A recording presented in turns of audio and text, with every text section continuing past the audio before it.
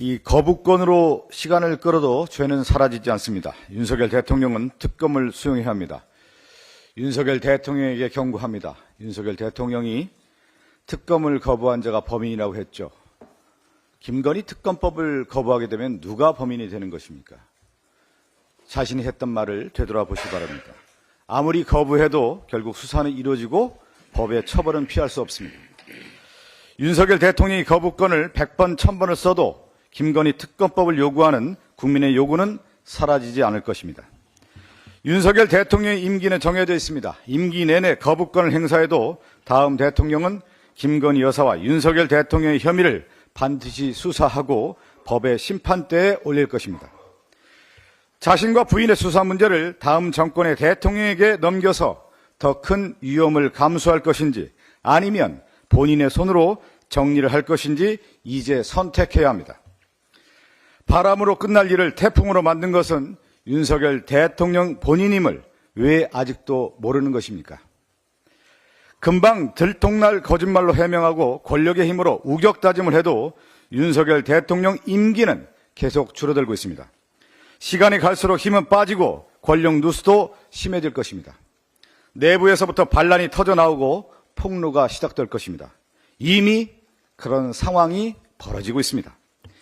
이 문제를 수습할 책임은 윤석열 대통령 본인에게 있습니다.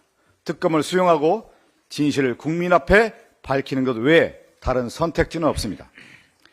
국민의힘 한동훈 대표에게도 경고합니다. 특검법 방탄에 본인의 정치적 미래를 걸고 있다면 큰 오산이고 착각입니다. 특검법을 국민의힘이 거부한다면 국민은 윤석열 대통령보다 국민의힘을 더 강하게 심판할 것입니다. 국민의힘은 김건희 방탄 정당이 되겠죠. 윤석열 대통령과 함께 검찰의 칼날을 이용해 권력을 쥐었을 때는 세상이 다 내 것으로 생각했을 것입니다. 2017년 검사들의 영화죠. 더 킹을 보면 검사 한각신과 박태수가 등장을 하는데 무소불위의 권력을 쥐고 자신의 입맛대로 법의 잣대로 좌지우지하면서 검찰의 칼날을 휘둘렀던 장면들이 나옵니다. 그 명대사가 하나 있죠. 한강식이 얘기하죠. 검사가 내가 역사고 내가 나라다 이런 생각을 가졌던 그 대사가 윤석열 대통령과 한동훈 대표가 검사 시절에 생각했던 그 생각일까요? 그런 모습이 지금 나타나고 있지 않습니까? 그러나 권력은 영원하지 않습니다. 영원한 권력은 없습니다. 권불 10년, 화무 11홍이라고 했죠. 근데 지금 대한민국의 역사에서 권불 10년입니까? 권불 2년도 안 됩니다. 윤석열 대통령 집권 2년 반 만에 이렇게 권력이 무너지고 있고 폭락하고 있고 국민의 신뢰를 잃고 있죠. 근데 왜 거부권을 행사하려고 할까요?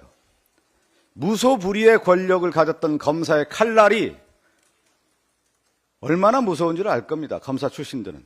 그렇기 때문에 검사 출신 한동훈 대표, 윤석열 대통령은 특검의 칼날이 두려울 것입니다.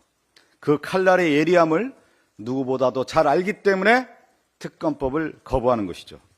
그러나 피하고 싶겠지만 피할 수 없습니다. 특검은 반드시 통과됩니다. 그리고 여기서 김건희 특검 문제를 정리해야 대한민국이 밀어나갈 수 있습니다. 선택의 순간이 다가오고 있습니다. 김건희 특검법을 반드시 통과시켜야 합니다.